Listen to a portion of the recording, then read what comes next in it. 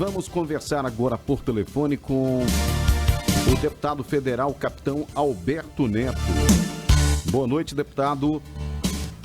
Boa noite, Bob Lester. Boa noite a todos os amigos da Onda Digital. Prazer estar falando contigo agora e com todos os teus ouvintes agora nessa noite de sexta-feira. A gente que agradece a gentileza. Deputado federal, capitão Alberto Neto, o senhor apresentou um projeto de lei para proteger juridicamente a competitividade da Zona Franca de Manaus, e a gente queria que o senhor explicasse um pouquinho mais a respeito desse projeto. Bob, a população do Amazonas está acompanhando essa guerra do IPI. IPI, para você que está nos ouvindo e não tem obrigação de entender de imposto, é o imposto do produto industrializado. Então, todo mundo que trabalha na indústria, que tem uma indústria, tem que pagar e produz alguma coisa na indústria, vai ter que pagar esse imposto. E o governo Bolsonaro, orientado pelo nosso ministro Paulo Guedes, reduziu esse imposto em todo o país. E reduz tanto o imposto nacional, da indústria nacional, reduziu em 25%, agora em 35%, como reduz também quem compra produtos importados, também paga esse imposto, o IPI, e também foi reduzido em 25%. Só que a Zona Franca de Manaus, ela não paga IPI. Uma das nossas vantagens é não pagar esse imposto. Talvez a maior vantagem das indústrias estarem aqui na Zona Franca é um pacote de impostos, mas esse talvez é um imposto mais vantajoso em estar zerado. Só que a ideia do ministro Paulo Guedes é desenvolver a indústria. Então ele quer que o empresário pague menos imposto em todo o Brasil, para que ele possa fomentar a indústria, possa investir mais no setor, possa gerar empregos. Só que isso afeta diretamente a Zona Franca de Manaus. O que eu propus é que qualquer mudança em relação ao IPI tem que passar por uma consulta na Zona Franca de Manaus. E essa consulta é constitucional, porque a Zona Franca de Manaus está na nossa Constituição. Ela faz parte de um programa de desenvolvimento regional, de integração com o país. Então, nada mais justo, qualquer mudança tributária, nós vamos agora, logo, daqui a pouco ter a reforma tributária, então tudo isso mexe demais com a gente. E nós somos, infelizmente, um país, um estado tão rico, ainda é muito dependente da Zona Franca de Manaus. E se uma mudança dessa bruta pode afetar com nossa competitividade. Então, o projeto diz o seguinte, muito simples, nós podemos fazer a mudança no IPI, mas tem que passar antes por uma consulta e nessa consulta tem que apresentar estudos que não afetem a competitividade da nossa Zona Franca, para que continuem aqui as indústrias, chegando mais investimentos, gerando emprego no nosso estado. Então, vai dar mais segurança jurídica para novos investidores. Deu para entender, Bob? Ficou claro? Sim, deu para entender. Deputado, assim, antes tarde do que nunca, porque nós estamos aí sentindo mais uma vez e muito preocupados com esse decreto, né? Dessa vez atingindo o polo de concentrados, que gera milhares de empregos, né? O governo federal, que já havia reduzido o imposto sobre produtos industrializados para esse setor, dessa vez zerou as alíquotas, retirando totalmente a sua competitividade. Agora as empresas não terão mais nenhuma vantagem por estarem em Manaus e poderão se instalar em outros estados e até em outros países. E o que fazer agora, deputado? Bob, aquela primeira redução de 25, ela não excluía a Zona Franca de Manaus. E isso reduzia a nossa competitividade.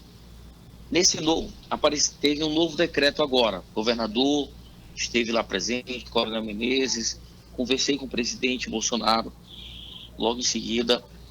E o novo decreto da redução de 35% já reduz, excetuando os produtos fabricados na Zona Franca de Manaus. Isso já foi uma grande vitória.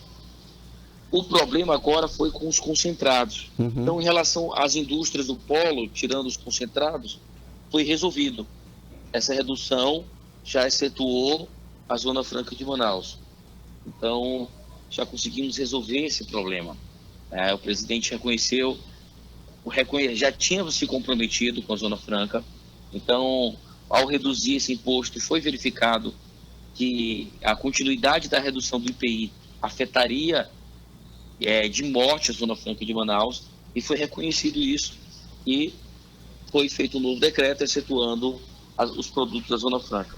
O grande problema agora está nos concentrados. Os concentrados, ele tem vários incentivos, não é só o IPI, não é só o crédito do IPI. Ele tem outros incentivos fiscais aqui no nosso estado. Ele não paga o EA, ele não paga o FTI, não paga um desconto muito grande do ICMS. Então, é um pacote de incentivos. Mas o principal incentivo, com certeza, é o crédito de IPI, que no governo passado, não sei se você lembra, no governo do Temer, eles tinham um crédito de 40%. E foi reduzido para 8%. E com essa redução dos 25% ficou em torno de 6%, essa redução. E mesmo assim, ainda continuava a ser competitivo.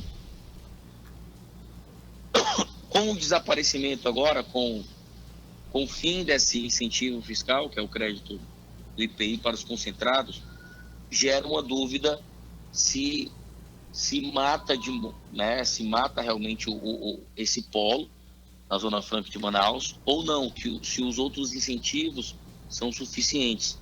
Eu tenho conversado já com a Recofarma, tenho conversado com os assessores para me apresentarem dados para que a gente possa se embasar e tentar reverter essa situação.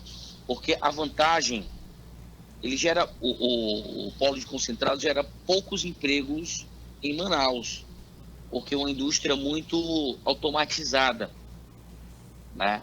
Porém, ele gera muito emprego no interior. São milhares de empregos em Presidente Figueiredo, na plantação de cana-de-açúcar. A Ambev tem milhares de pessoas trabalhando na produção de Guaraná em Maués e em toda aquela região. Então, é um polo muito importante para o nosso estado, não só pela questão de arrecadação, mas por desenvolver o interior do Amazonas. Porque a Zona Franca de Manaus, infelizmente, não conseguiu cumprir esse papel de desenvolver todo o estado. Nós temos os piores índices de desenvolvimento humano do Brasil em muitos municípios. É um absurdo isso. Ter um estado tão rico e ter pessoas tão pobres. E o polo do concentrado acaba tendo uma participação no desenvolvimento, gerando emprego em Presidente Figueiredo, como eu falei, em Maués. E isso é muito importante na nossa economia. Agora, lógico, o nosso estado é rico demais. Nós precisamos trabalhar outras matrizes econômicas. E isso também a gente não pode cochilar, porque a Zona Franca de Manaus ela é temporária. Então, a gente precisa construir um estado próspero, pensando já no fim da Zona Franca, porque ela tem uma temporalidade. Vai vir a reforma tributária, sempre é uma guerra tributária, uma guerra fiscal do nosso país, e o nosso estado é rico demais para depender apenas da Zona Franca. Nós cochilamos, isso que é a verdade, no passado, ficamos acomodados com a Zona Franca e não utilizamos essa arrecadação para melhorar a infraestrutura no turismo, para trabalhar na bioeconomia, a questão da mineração, que é muito importante. Eu tenho batalhado muito sobre isso, sobre o potássio que tem em Altazes, que tem lá em Novo Olinda do Norte, em Fazendinha, que é o depósito de Fazendinha, tem no Arari, em Taquatiara. Então nós temos grandes riquezas para transformar não só o Amazonas, mas todo o país. Nós temos muito mais riqueza do que a Zona Franca de Manaus. E isso precisa ser trabalhado urgentemente. O governo federal deixa de arrecadar cerca de 19 bilhões de reais por ano, com a redução de 25% do imposto sobre produtos industrializados. A justificativa do Ministério da Economia é a reindustrialização do Brasil. Mas é preciso se levar em consideração também, deputado, que essa medida ela vai trazer impactos para estados e municípios, porque o governo federal vai deixar de repassar recursos a esses estados e a esses municípios por meio dos fundos de participações, principalmente estados e municípios das regiões mais pobres, do norte, do nordeste e do centro-oeste. Será que nem isso o governo federal levou em consideração antes de tomar essa medida? Bob, nós estamos apostando que o Brasil vai voltar a se industrializar e que essa previsão de perda de arrecadação não vai acontecer. Por quê? Porque se o industrial está pagando menos imposto, vai conseguir ser mais competitivo, se ele vai conseguir investir mais na sua indústria, ele vai gerar mais empregos, então ele vai vender mais o seu produto, nós vamos conseguir trabalhar no quesito de exportação, então nós podemos aumentar mais ainda a nossa arrecadação, gerando milhares de empregos no país, na volta da industrialização. É isso que nós temos que pensar. Lógico que há um equilíbrio nisso. Tem a temperância, a redução certa, previsível, de maneira gradual, para que a redução não pode ser tão baixa, porque nós podemos permitir que o importado chegue mais barato. E se o importado chegar mais barato, a nossa indústria não consegue competir. E aí podemos quebrar toda a indústria nacional. Eu acredito que o Ministério da Economia tem feito esse cálculo e tem acompanhado a industrialização do nosso país e tem feito a redução de maneira coerente, que o cálculo é correto, que com essa redução de impostos no país, o consumidor vai pagar um produto mais barato, que nós vamos colocar mais recursos no mercado, porque o dinheiro vai circular mais facilmente, a indústria vai começar a investir mais e vai gerar mais empregos. É essa bola de neve positiva que nós precisamos viver, a volta da industrialização. E o governo tem que reparar as perdas dos municípios mais pobres. Nós temos que voltar a brigar pelo Pacto Federativo. Nós não podemos ficar de pires na mão lá em Brasília, atrás de recurso, só dependendo. Muitos municípios hoje dependem das emendas dos deputados. Hoje, muitos municípios muitos prefeitos chegam para mim e falam: capitão, se não fosse a sua emenda, a gente não conseguiria manter aqui a nossa unidade de saúde. Então, é muito grave isso. Então, o Estado tem que observar, você está correto nisso, o Estado tem que observar que os municípios mais afetados precisam ter essa compensação, mas nós precisamos pensar que esse país merece ser grande. Nós não podemos viver somente do agro, nós precisamos investir na indústria, na tecnologia, desenvolver a nossa nação. Tá certo, queremos agradecer, parabenizar também pela iniciativa, né, de apresentar esse projeto. Estamos conversando com o deputado federal capitão Alberto Neto, que apresenta um projeto de lei para proteger juridicamente a competitividade da Zona Franca de Manaus. Deputado, muito obrigado pela conversa, obrigado pela gentileza em nos atender nessa noite de sexta-feira. Obrigado, Bob, um abraço e um bom fim de semana para todos.